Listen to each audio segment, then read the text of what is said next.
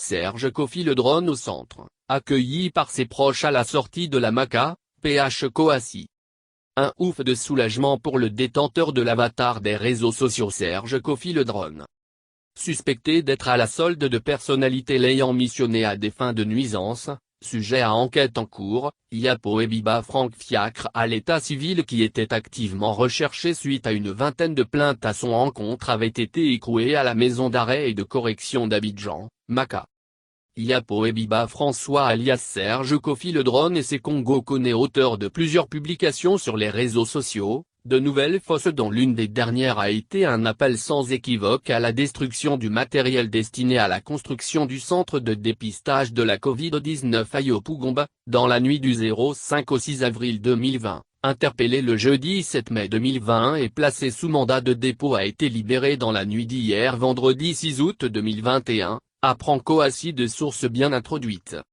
Cette libération fait suite à la décision du chef de l'État Alassane Ouattara, à l'occasion du 61e anniversaire de l'indépendance de la Côte d'Ivoire, à la mise sous contrôle judiciaire ou en liberté provisoire, par les juridictions compétentes, de 69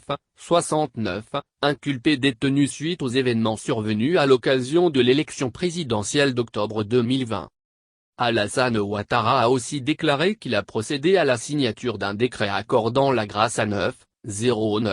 personnes condamnées pour des infractions commises à l'occasion de ces mêmes événements. C'est suite à cette décision du chef de l'État que le cyberactiviste Serge Kofi le drone qui occupait l'une des cellules au bâtiment C de la Maca a été libéré. L'homme est sorti dans la nuit d'hier de la Maca où il était attendu devant la prison par ses proches. Pour rappel, l'information judiciaire ouverte à l'encontre de ce cyberactiviste a retenu Serge Kofi le drone des chefs d'atteinte à la défense nationale, trouble à l'ordre public, diffamation et outrage sur les réseaux sociaux, diffusion de données informatiques frauduleusement obtenues, publication de fausses informations tendant à faire croire qu'une atteinte aux personnes va être commise a fait l'objet d'une poursuite par le procureur de la République.